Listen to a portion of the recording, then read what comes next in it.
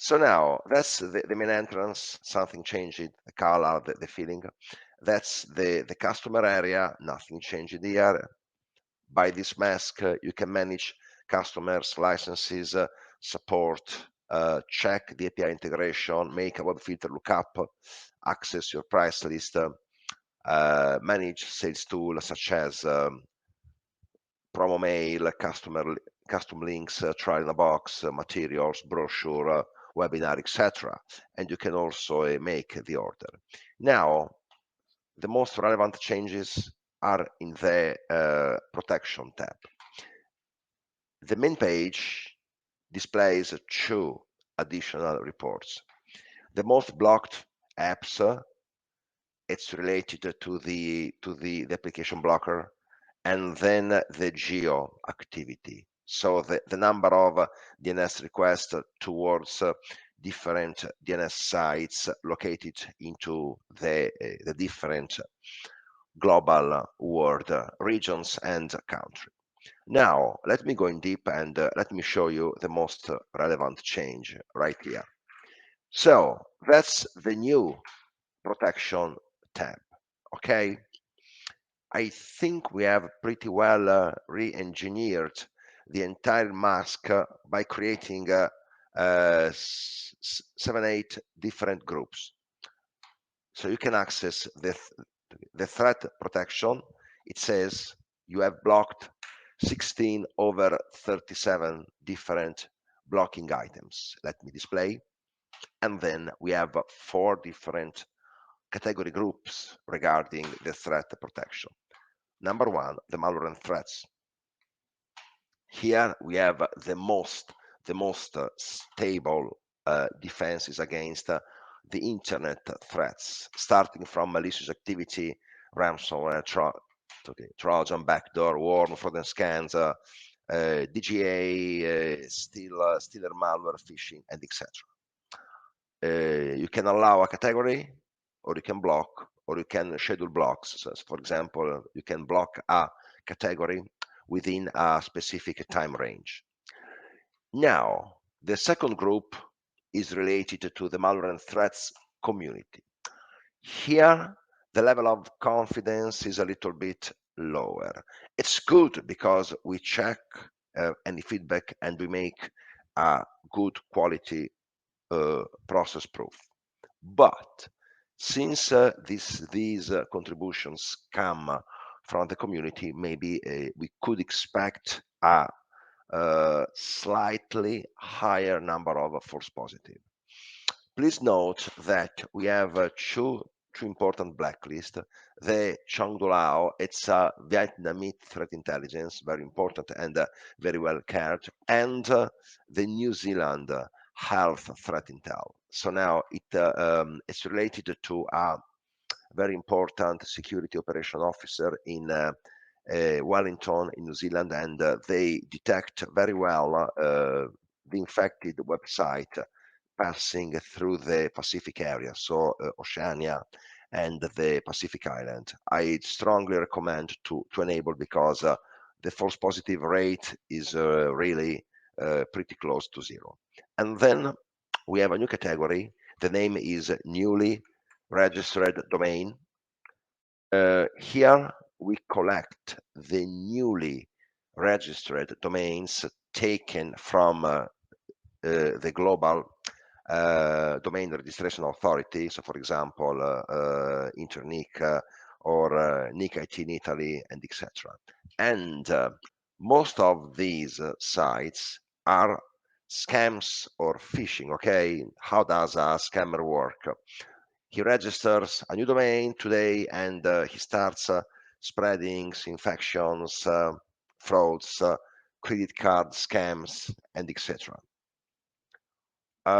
Why does the attacker try to register a new domain? Because the new domain has not been categorized, and it's very easy to create a new fucking domain. Sorry for the Italian, a new fucking domain, and for the French word, sorry, a new fucking domain, and then spread the infection before the global artificial intelligence algorithms will be able to detect the new potential threats. And then here, sorry, there's a translation leak because we are testing and closing everything from today to the end of July. Here we have the anonymous proxies, the DOH proxy. It's very important to block the third-party DOH in order to not permit to people to circumnavigate, to override the filter, and the translator proxy, which sometime could allow the user to translate, for example, a pornography page. Then, second point, the content filter. Okay, we have totally separated the two features. Okay, the two main features: threat protection and content filter. The content filter is useful when you wish to remove bad contents from your internet surfing behavior. For example, if you check here, if you are in a school, it's important to block pornography, drugs, gambling, weapons, violence, but also in a company, I think an entrepreneur would not be so keen to display his employees while surfing to YouTube, YouPorn or to Xvideos. Then we have the IT services. These are good sites. Someone tries to block the audio and video in order to preserve bandwidth and etc. But I think most of these should be allowed. Work related, okay, government, medicine companies, and so on, free time, and then we have advertisement and trackers. This is still experimental, but most of our global partners say that it's useful when you would like to block the pop-up in YouTube, the advertising trackers, etc. And then we have the national government block list. Okay, we deal every day with country governments, and we are extending the cooperation with them. We have a cooperation with with the blacklist from Colombia, with the UK metropolitan policies. They public they publish an important list against the terrorism website, two from Italy and one from Peru, and we are it will be for sure enriched during next months. Then the third protection module, which is coming out by the end of July, is the application blocker. This is pretty interesting and also funny. We have different application groups, okay, dating, e-commerce, file sharing, games, crypto mining, etc. And if you expand dating, you will see different dating application: Badoo, FitLife, Tinder, Match. We are also adding other application by the end of July. And if we just want to block Tinder, we will follow the line and we will block Tinder. If you want to allow Match.com, for example, from 6 p.m. in the evening until midnight, let me suppose we are in a big corporation and we'd like to give something open in the evening for the people who remain in the company. It's possible. Okay, it's possible also to schedule block. For example, we can block everything from 8 a.m. in the morning to 6 p.m. in the afternoon, and then okay, leave everything. Sorry, okay. Okay, it's in Italian style. Okay, great. So before 18 a.m. Match will be allowed. After 6 p.m. will be allowed. From 8 to 6 p.m. it will be blocked. It's also possible to combine both allowed, blocked, or schedule blocked. And then we have different groups. For example, okay, file sharing, the games category. For example, if we want to block the Nintendo games, we will just click here. We also have the crypto mining category group, the music category group, financial. Then we have services, social network. So for example, if you want to block Snapchat, okay, my 13 years old daughter is every time on Snapchat or TikTok, Be Real, or I don't know, or Twitter, we can just granularly select the application we'd like to block. And then we can descend down to streaming, to VPN and proxy. This is important because if your user use a VPN system, probably it will be very easy to override, to circumnavigate the filter. That's why we strongly suggest to block the VPN and the proxy application group. And then we have businesses and ecosystem of application. For example, the Android Play Store, the Apple, iTunes, Apple Store, Apple Update, and etc. This is better to not block, but for reporting and for DNS intelligence purposes, it's important also to split reports by application. And then let me go down. We have something which was still present, the protection for search engines and YouTube. By this, you will be able to refine and to remove the bad results coming from YouTube and from Google, Bing, DataGo, and etc. Then this is a news, the IP blocking. How does it work? You can just disable or enable. If you enable the IP blocking module, this feature will allow you to block DNS resolution towards compromised server IP addresses. Okay, we lowered an important blacklist. It's made of thousands of compromised IPs, and if you have, for example, 10, 100, 1,000 websites running on that compromised IP address, no positive DNS resolution will be allowed to be completed towards that compromised server. And then we have the geo-blocking protection.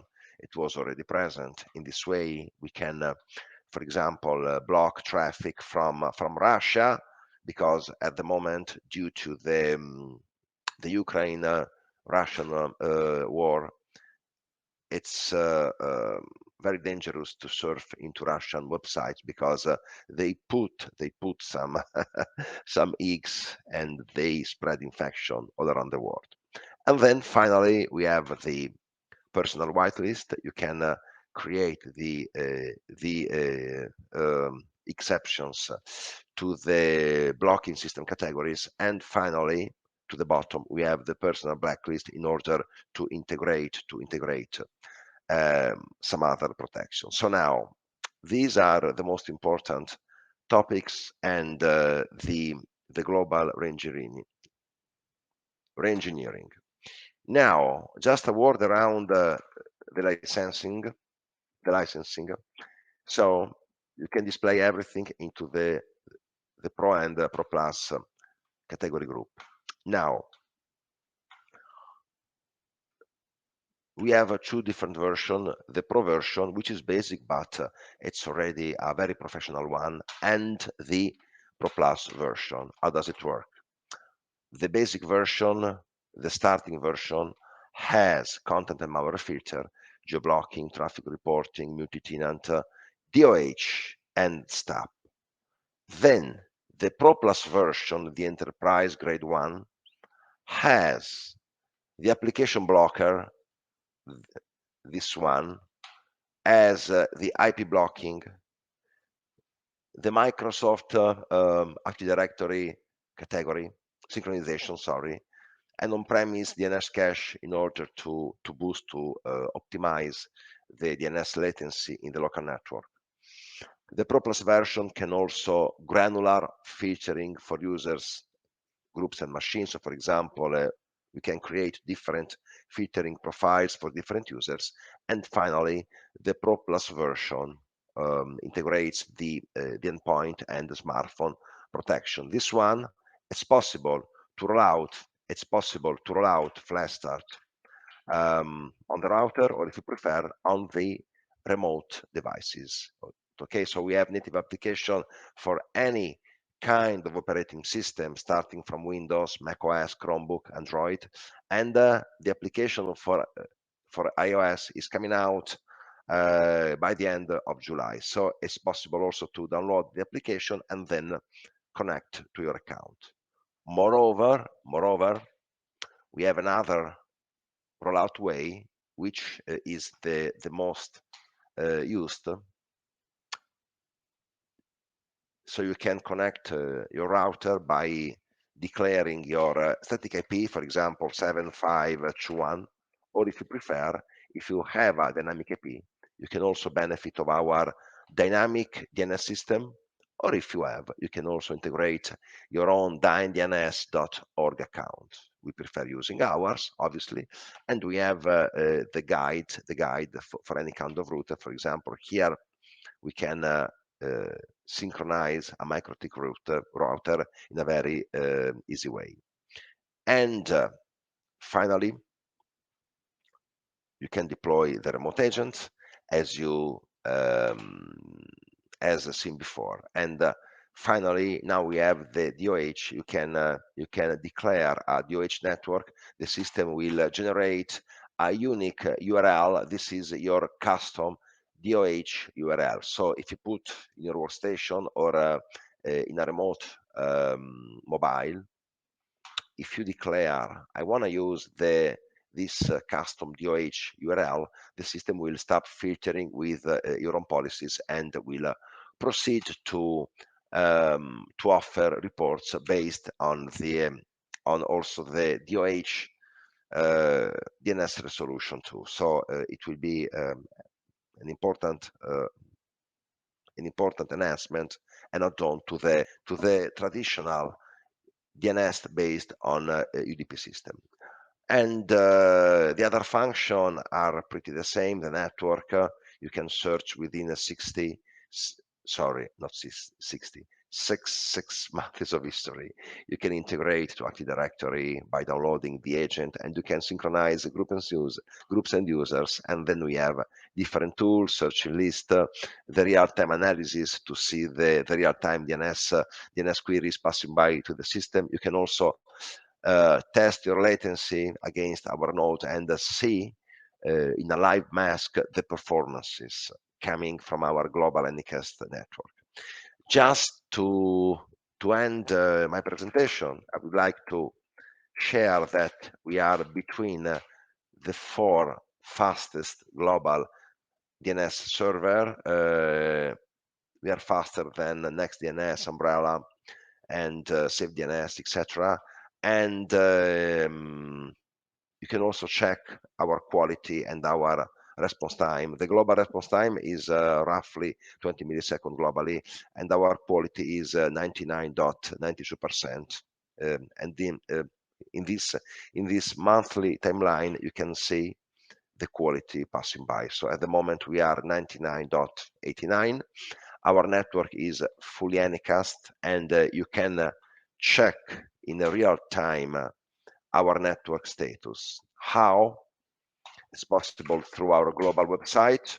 If you scroll down to the bottom and you click here, you can check the activity and see the uptime into our nodes and see the online status of our public web services.